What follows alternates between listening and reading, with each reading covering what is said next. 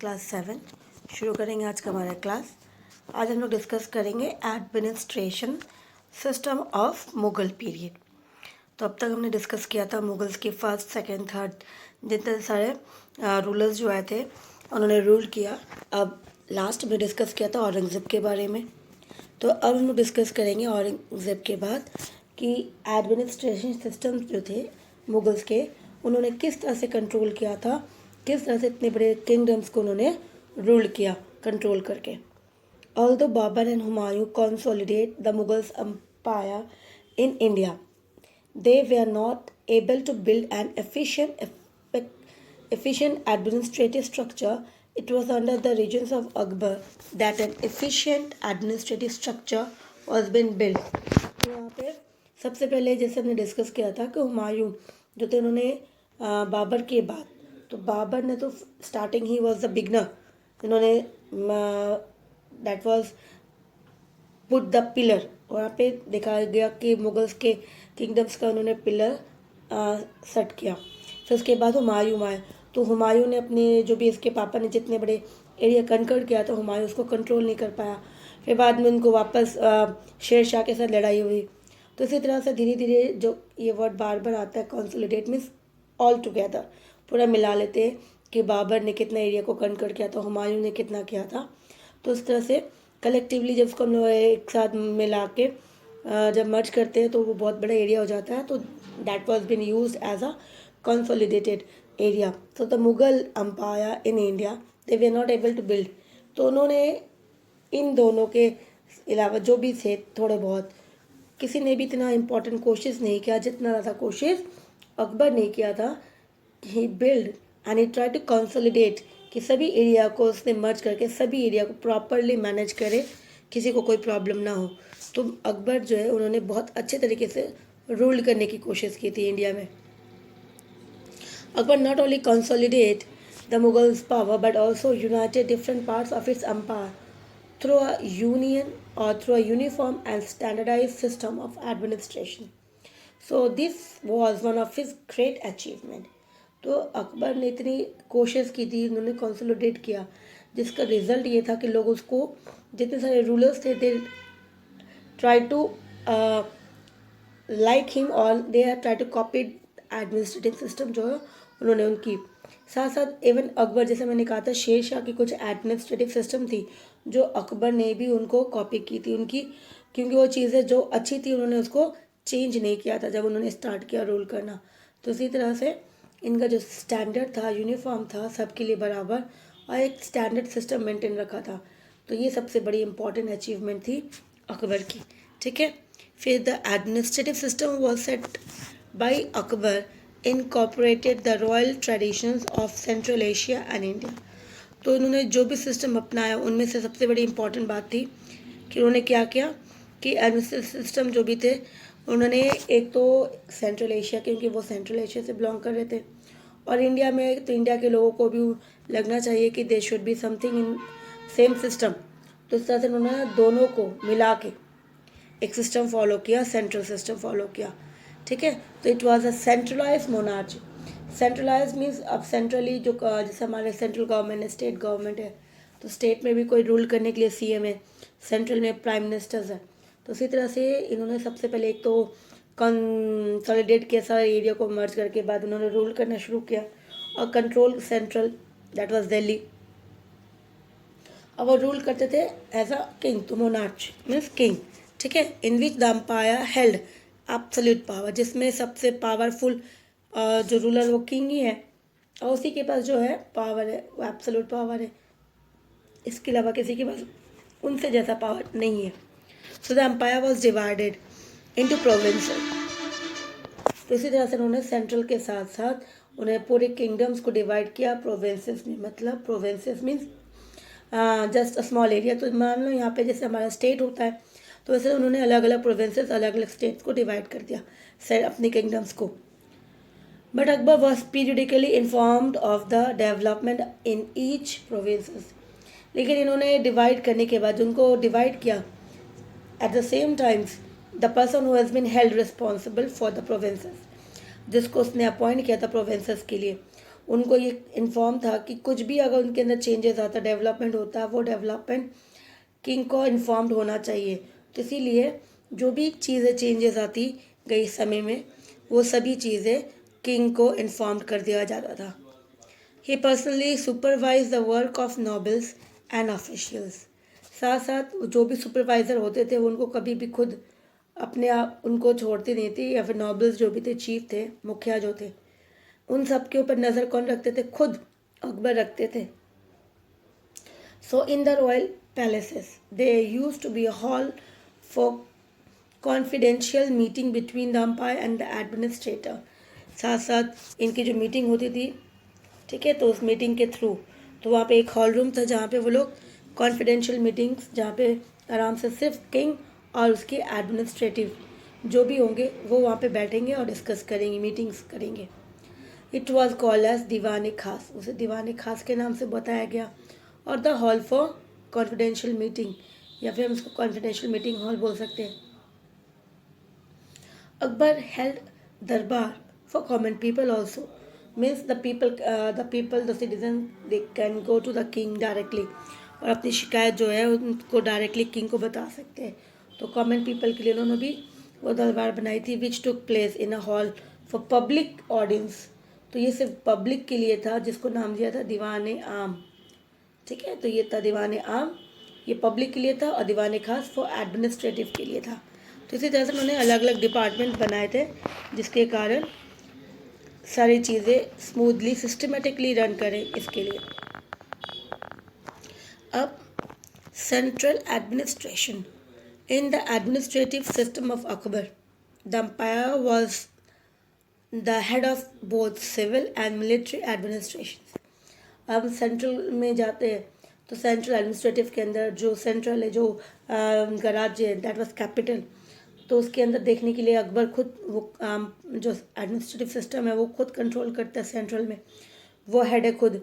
अब वो हेड दोनों के हैं, civil as well as military, दोनों को वो हेड खुद है। फाइनल डिसीजन जो है वो खुद डिसीजन लेते हैं, और मिलिट्री या जुडिशियल मैटर्स जो था वो खुद ही डिसीजन देते हैं। तो he was the decision, final decision जो था इनके अंडर में होता था। किसी को कोई प्रॉब्लम्स है तो इजीली वो डायरेक्टली किंग के पास जाके अपनी डिसीजंस को देख कि हमें वो न्याय नहीं मिल पा रही है, तो the king will give the judgement. इस तरह से वो किंग जो है जजमेंट देते थे। He was the only authority to proclaim a law, the supreme commander of the Mughal army and the supreme deliverers of justice. तो he was the only person, he was the only who can have the proclaim the law. मतलब अगर state provinces में किसी को कोई punishment मिला है, कोई सज़ा मिली है, तो वो किंग के पास जाके उसे वो वापस से डिस्कस कर सकते हैं, और किंग के पास जो पावर है किसी और के पास नहीं है, तो सुप्रीम जो था वो पावर उन्हीं के पास था, तो वो चेंज कर सकते हैं कोई भी रूल्स को।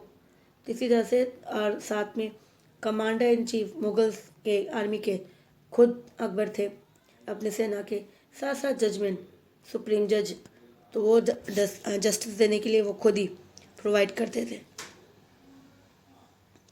The emperor was assisted by some officials. The appointment and dismissal of these officials were also sole prerogative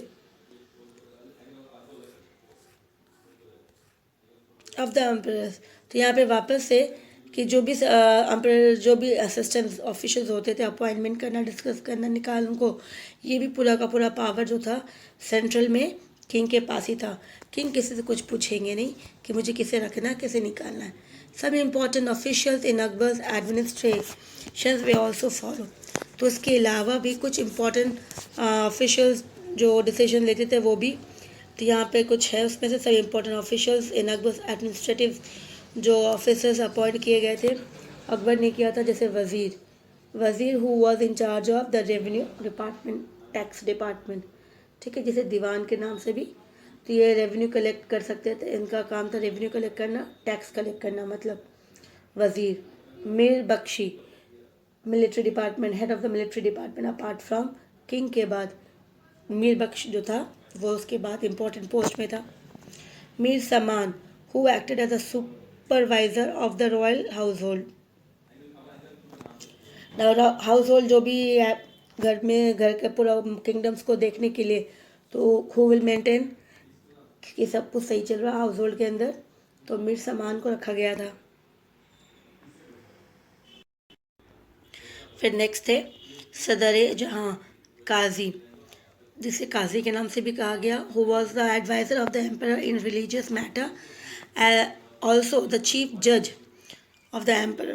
तो यहाँ पर सरदार जहाँ मीन्स काजी, जो मतलब जजमेंट करेंगे, डिसीशंस लेंगे और किंग को गाइड भी करेंगे रिलीजियस मैटर्स के लिए। तो इस तरह से chief justice whose judicial authority was only next to the emperor, मतलब किंग के बाद जो जजमेंट कर सकते हैं वो सरदार जहाँ ये करेंगे। इसी तरह से ये डिपार्टमेंट, अलग अलग डिपार्टमेंट अकबर ने इन सभी को अपॉइंट किया, इन्हें अलग अलग काम दिया गया। समटाइम अ वकील or the prime minister was also appointed, but he used to have only advisory power during the reign of Akbar। तो जब वकील को जब अपॉइंट किया गया, लेकिन सिर्फ अकबर के समय में इसके पास इतना कोई पावर था ही नहीं, क्योंकि मोस्टली जो काम होता था वो अकबर खुद कंट्रोल कर लेते थे। तो इसी तरह से अपार्ट फ्रॉम अकबर किसी और ने इनको अपॉइंट किया तो इनको पावर दिया गया, बट अकबर के समय में वकील के पास कोई भी पावर नहीं होता था। अब आता है प्रोविंसेस एडमिनिस्ट्रेशन, मतलब जो उन्होंने किंगडम्स को डिवाइड किया था प्रोविंसेस में। तो प्रोविंस को कौन देखता था? तो Akbar empire was divided into 15 provinces. तो उसको कितने में डिवाइड किया, उस पूरे किंगडम्स को 15 में। तो 15 प्रोविंसेस, या फिर उसे सूबास के नाम से भी कहा गया, सूबा। Each suba was place under the control of a governor, और हर प्रोविंसेस को, हर एरिया को कंट्रोल करने के लिए एक गवर्नर या फिर सूबेदार को अपॉइंट किया गया। तो गवर्नर जो कंट्रोल करेंगे या फिर सूबेदार जो है वो पूरा पावर देखेंगे। Who exercise the authority in both civil and military affair. तो दोनों का काम है कि सिविल एंड मिलिट्री जो प्रॉब्लम्स है उसकी प्रॉब्लम को सॉल्व करना, मिलिट्री वाली, और सिविलियंस की, कॉमन पीपल की। Another important officials at the provinces level was the Diwan, who was responsible for maintaining land revenue records also। तो इसके बाद सूबेदार के बाद दूसरा इंपॉर्टेंट पोस्ट आता है वो दीवान का होता है, जो टैक्स मेंटेन करेंगे, वो टैक्स कलेक्ट करेंगे। ये हो गया।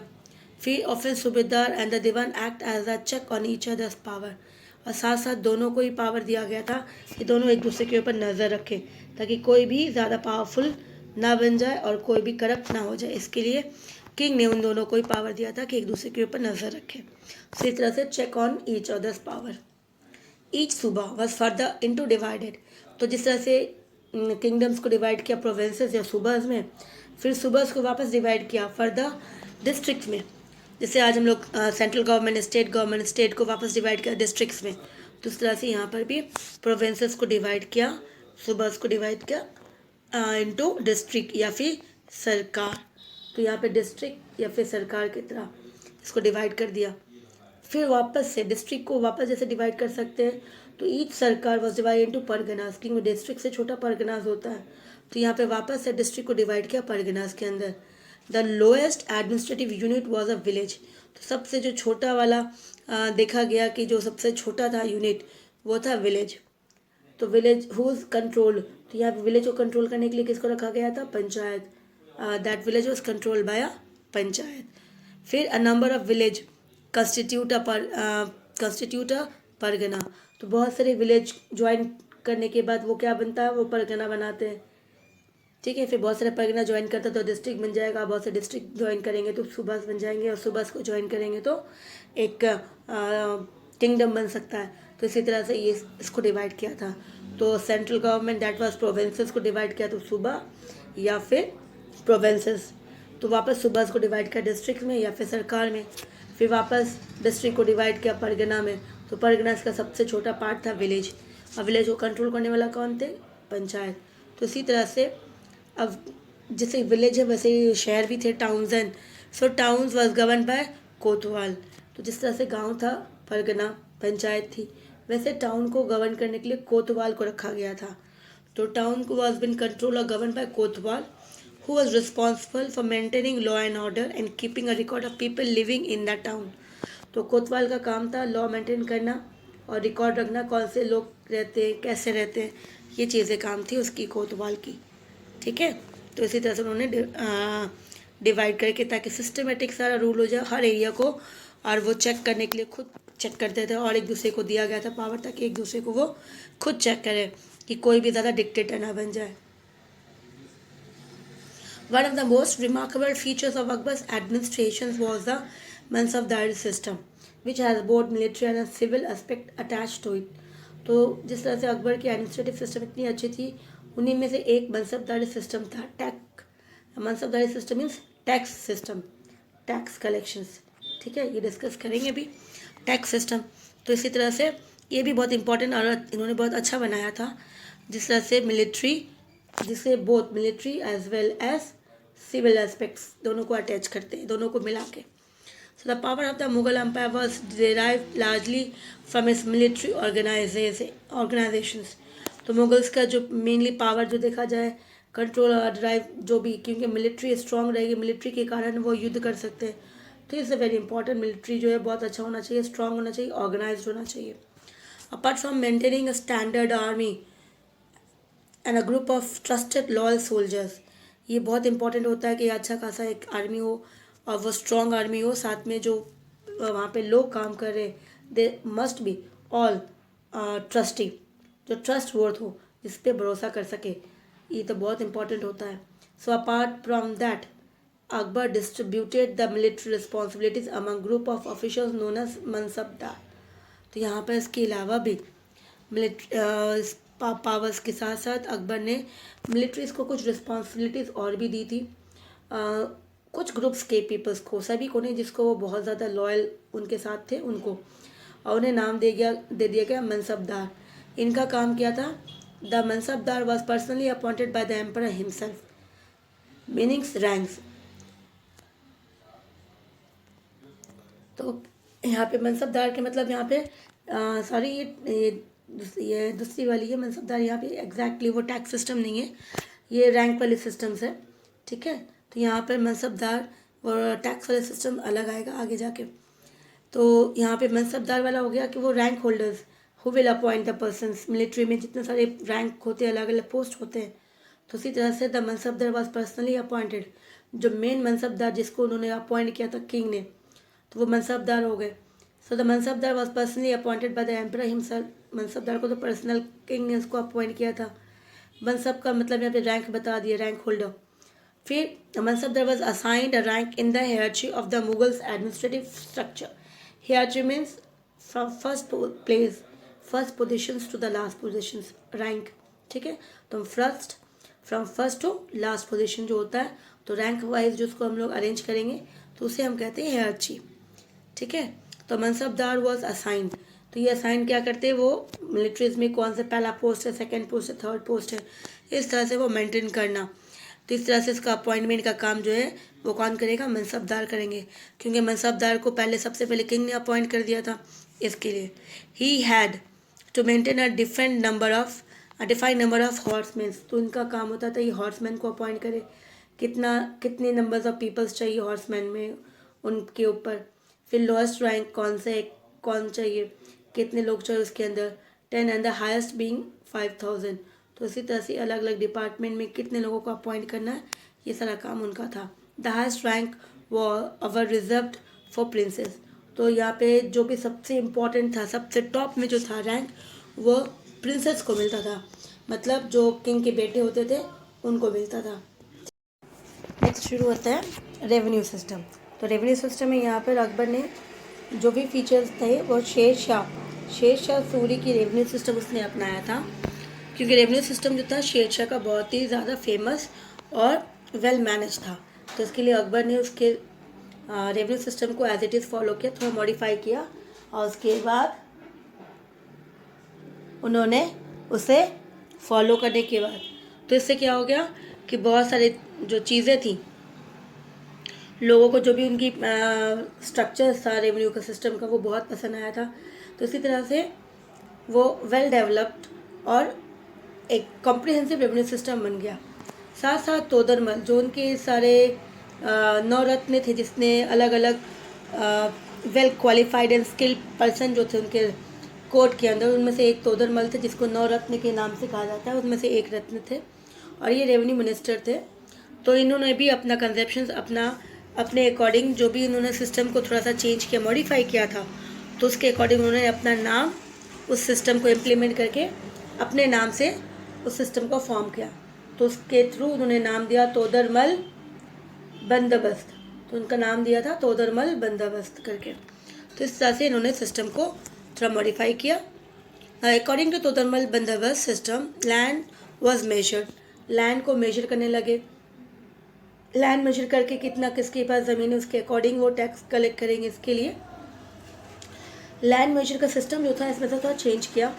मेजर्ड बाय बैम्बूज, उसको बैम्बू से मेजर किया। And that was joined by iron rings. Bamboos को मेजर करने के बाद रीड को उन्हें फिर रिंग से आयरन रिंग से उसको ज्वाइन कर दिया। This was a more accurate system of land measurement. ये कहा गया ये सिस्टम जो था बहुत ज़्यादा एक्यूरेट था कि वो सिस्टम इस तरह से कोई मूवमेंट नहीं होगा, उसका जो लैंड एरिया उतना ही फिक्स रहेगा, चेंज नहीं कर पाएंगे इसके लिए। So this was a more accurate system of land measurement than the previous system where land was measured with the help of a rope. तो पहले रस्सियों से नापते थे, उसके बाद उस चीज़ को रिप्लेस करके बैम्बू से शुरुआत किया, इसीलिए इसको एक्यूरेट करने लगे, मतलब बहुत ही अच्छा। ठीक है। So on the basis of fertility कि अब कौन सी ज़मीन में कितना ज़्यादा प्रोडक्शन होता है, तो वो डिपेंड करता है कि सॉइल जो सॉइल है, जो फील्ड है, जो लैंड है वो कैसी है, फर्टिलिटी है या नहीं, उसके अंदर फर्टाइल है या नहीं। तो उसके अकॉर्डिंग उसको डिवाइड किया गया और उसे डिवाइड किया अलग अलग कैटेगरीज में, 4 कैटेगरी के अंदर, पुलज, पराती, चाचर, बंजर, इस तरह से 4 नेम्स के according. With polaj being the most fertile, polaj mean बहुत ज़्यादा फर्टाइल है, बंजर मीन सबसे लास्ट एकदम कि वो लीस्ट फर्टाइल, मतलब बहुत ही कम, उसमें प्रोडक्शन जो होता है बहुत कम होता है। तो उसके अकॉर्डिंग उन्होंने फिक्स कर दिया कि इतने अलग अलग अकॉर्डिंग वो टैक्स भरेंगे। So the average product from a land in the previous 10 years was calculated as well as the average price of the crops that was calculated or cultivated। तो इसी तरह से एवरेज प्रोड्यूस की पूरे 10, तो average जब निकाला गया तो एवरेज के लिए 10 years लगा कि लास्ट 10 years में कितना प्रोडक्शन हुआ था और कितना प्राइस रखा गया था उस क्रॉप्स के, इस तरह से, ताकि कैलकुलेशन में ईजी हो जाए। The land revenue was determined on the basis of this average. तो जो टैक्स थी उसके अकॉर्डिंग, इस एवरेज के अकॉर्डिंग उसको फिक्स किया गया कि 10 साल में कितना इस तरह से इसका फ़ायदा है या नुकसान हुआ, उसके अकॉर्डिंग उन्होंने फिक्स किया। तो द रेट ऑफ रेवेन्यू जो थी वो कहा गया 1/10, रेट ऑफ रेवेन्यू जो रखा 1/3 ऑफ द एवरेज प्रोड्यूस। तो जितना एवरेज होगा, एवरेज जो जितना निकला उसका अकॉर्डिंग टू 1/3। तो इससे क्या हो गया, पीजेंट कोड पे दैट इन कैश और इन काइंड। और पीजेंट जो थे, जो फार्मर्स थे, ठीक है, पीजेंट मीन्स फार्मर्स जो थे, किसान जो थे, वो आइदर वो उसको कैश दे दे या फिर क्रॉप्स दे दे। तो उसके पास 2 ऑप्शन है। Akbar also introduce some welfare measures for peasants. साथ साथ अकबर ने पीजेंट्स के लिए कुछ वेलफेयर मेजर्स अपनाया था, जैसे कि दे कुड टेक लोन, ताकि उनके पास अगर प्रोडक्शन नहीं हो पा रहा तो वो लोन ले सकते हैं। फिर the emperor asked his revenue officers to be lenient. साथ साथ जो टैक्स कलेक्ट करते हैं उन ऑफिसर्स को कहा गया कि उनके साथ लीनियंट रहेंगे, मतलब ज़्यादा सख्त नहीं रहेंगे, उनके साथ बहुत हार्श नहीं करेंगे, पनिश नहीं करेंगे, इस तरह से। और जब भी ड्रॉट आएगा, सूखा आएगा, बाढ़ आ जाती है, बारिश नहीं होती है, तो उस तरह से पीजेंट को उस समय टैक्स नहीं देना होगा, वो टैक्स से फ्री हो जाएंगे। तो ये सिस्टम जो था अकबर ने बनाया था। Apart from this land revenue and the sources of income for the Mughals empire was revenue generated from trade also। तो लैंड के साथ साथ, लैंड रेवेन्यू के साथ साथ ट्रेड भी था, जो व्यापारी करते थे, जो एक राज्य से दूसरे राज्य में, दूसरे कंट्री में जाके बिजनेस करते थे, तो वो भी टैक्स पे करते थे। तो इसी तरह से ट्रेडर्स के थ्रू भी उनको टैक्स मिलता था। Akbar encourage both internal and foreign trade. तो अकबर के थ्रू, अकबर ने दोनों को ही, एक तो खुद के अपने देश के अंदर जो ट्रेड होता है तो वो इंटरनल हो गया, और तो दूसरे देशों के साथ कर रहे थे फॉरेन ट्रेड्स। उन्होंने दोनों को ही बहुत ज़्यादा इनकरेज किया ताकि ट्रेडिंग बिजनेस आगे बढ़े और इससे फ़ायदा दोनों को होगा, किंग को भी होगा और ट्रेडर्स को भी होगा। तो इस तरह से देखा गया उनका रिलेशन जो था बिजनेस में चाइना के साथ, यूरोप के साथ एंड सेंट्रल एशिया उनके साथ थे। द मेन आइटम्स जो भी एक्सपोर्ट करते थे वे टेक्सटाइल्स, इंडिगो एंड स्पाइसेस। तो टेक्सटाइल कपड़े, इंडिगो, नील जो ड्राई करने के लिए काम आता है, स्पाइसेस मसाले, ये सारे चीज़ें जो है वो एक्सपोर्ट किया जाता था इंडिया से दूसरे देश। अब आता है religious policy. The religious policies में Fatehpur Sikri was the new Mughal capital establish by Akbar. Akbar ने फतेहपुर सीकरी को एक कैपिटल बनाया था, and that was been for new, जिस तरह से रिलीजियस मैटर्स को लेके, तो उस तरह से उन्होंने फतेहपुर सीकरी को as a new capital establish किया था। That Akbar sponsored a series of debate among people from different religions such as Christians, Hindu, Jain, Zoroastrians। इन्होंने अलग अलग रिलीजियस के जितने सारे जो हेड थे उनके साथ बैठ के सीरीज ऑफ डिबेट्स डिस्कस किया गया। फिर उसके बाद अ प्रेयर हॉल बनाया गया जहाँ पे सभी मिलके इकट्ठा प्रेयर कर सकते हैं, और उस हॉल का नाम दिया गया था इबादत खाना, और ये फतेहपुर सीकरी में ही बनाया गया था। तो इसी तरह से in order to unite his empire on the basis of common ideas, so that मतलब कि सभी रिलीजियस के बारे में सोच के सभी की मोस्ट इम्पॉर्टेंट जो आइडियाज़ है, कॉमन आइडियाज़ जो सभी की बराबर मिलती है, उस आइडियाज़ को अडॉप्ट करके वो रूल करना चाहते थे। सो अकबर प्रीच सुलह कुल और the principle of universal peace. तो उन्होंने कहा कि हमें पूरी वर्ल्ड में, मतलब हमारे पूरे राज्य के अलावा भी जितना सारा है, सभी में अगर शांति से हम अगर रहना चाहें तो हमें बहुत ज़रूरी है कि सभी रिलीजियस का जो इम्पोर्टेंट बेसिक कंसेप्ट है कॉमन, वो हमें अपनाना चाहिए, वो हमें फॉलो करना चाहिए। तो इसी तरह से उन्होंने प्रीच किया था सुलह कुल, that is a principle of universal peace, and he laid down a new religious. और उन्होंने इसके कारण उन्होंने एक नए रिलीजियस की नींव रखी, दैट वाज द फाउंडेशन। उसे कहा, नाम दिया गया Din Ilahi. It was not a new religious, ये कोई नया नहीं था, मतलब it is a combination of all the religions. सब रिलीजियस की जो मोरल कोड ऑफ कंडक्ट थी, जो गुड थी, बिलीफ थी सभी की, that God is one, universal fertility, सब हम भाई, एक दूसरे से जो मिल के रहेंगे हम भाई भाई हैं, हम एक दूसरे को रिस्पेक्ट करेंगे, पीस बहुत इंपॉर्टेंट है। ये चीज़ें जो हर रिलीजियस में बोली जाती है, उस सभी की जो इम्पॉर्टेंट चीज़ें थी उन्होंने मिक्स करके उसका नाम दिया था Din Ilahi. It had no religious sculptures, priestly class और रिचुअल, जिसमें कोई भी ऐसी कोई मूर्ति नहीं है, कोई पुजारी नहीं है जिसको फॉलो करना है, कोई क्लास नहीं है कि हाई क्लास है लो क्लास है, इस तरह से कुछ भी नहीं है, और यहाँ पर सब मिलके पीसफुली रह सके, इस तरह से उन्होंने दीन इलाही का जो है इस्टेब्लिश किया। Now, can Dine Lai be compared to Ashoka's Dhama? Give valid reasons for your answers. Actually, Dine Lai जो थी अकबर के जाने के बाद ये बंद हो गया, ये उतना फेमस नहीं हुआ, लेकिन अशोका का जो धामा था, अशोका के जाने के बाद भी it was been famous and followed in the world. ठीक है, तो मेन तो डिफरेंसेस यही है थोड़ा। The decline of the Mughal empire, decline, अभी जो इतना बड़ा एम्पायर उन्होंने इस्टेब्लिश किया था, लास्ट में जैसे मैंने डिस्कस किया था, Aurangzeb was the last successful ruler. इसके बाद जो मुगल्स रूलर्स आए वो रूल नहीं कर पाए, बस स्टिल लास्ट जो सक्सेसफुली रूल कर पाया था वो औरंगजेब था। उसके बाद धीरे धीरे जो मुगल डायनेस्टी जो था धीरे धीरे टूटने लगा, वीकनेस, क्योंकि औरंगजेब के बाद जितने सारे रूलर्स आए थे वो सारे क्या थे, दे आर जस्ट लग्जरी वॉर्डर्स, मतलब ऐशो आराम की ज़िंदगी उन्होंने इंजॉय किया था, पैसे चाहिए थे बस, यही चीज़ों में कभी भी वॉर के लिए खड़े नहीं हुए, को भी किसी ने चैलेंज किया उसको एक्सेप्ट नहीं किया।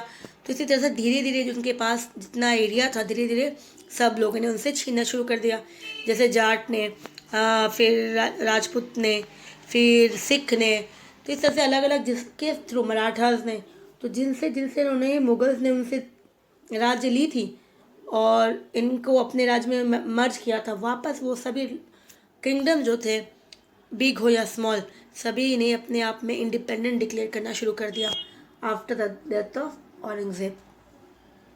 इसी तरह से मे भी एक ये भी है कि जो भी रूलर्स आए औरंगजेब के बाद, दे आर नॉट कैपेबल, वो इतने कैपेबल नहीं थे जितना बाकी इनके जितने सारे फोफादर्स थे, जितने सारे उनके पूर्वज थे, इसके लिए ये किंगडम्स आगे नहीं जा पाया ना। The Mughal empire lasted till 1857, क्योंकि 1857 was the last Mughal ruler Bahadur Shah Zafar, ये लास्ट था जो ये इनके डेथ के बाद मुगल डायनेस्टी का पूरा एंड हो जाता, मुगल्स किंग एम्पायर का।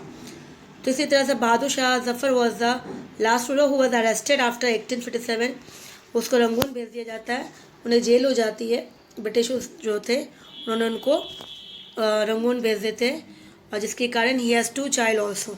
लेकिन उन दोनों बच्चों को ब्रिटिशर्स ने शूट कर दिया था उनकी आंखों के सामने। इस तरह से ये जो मुगल्स थे बाद में रंगून में ही जाके बहादुर शाह जफर जो है उनकी डेथ हो जाती है।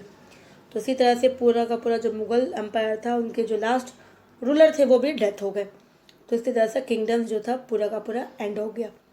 सो a number of provinces took advantage, जैसे मैंने डिस्कस किया कि औरंगज़ेब के बाद ही अलग अलग जितने सिख थे, जाट्स थे, मराठा थे, राजपूत थे, सभी ने अपना अपना, फिर साउथ में जितने सारे किंगडम्स थे सभी ने अपने आप को इंडिपेंडेंट डिक्लेयर कर दिया था।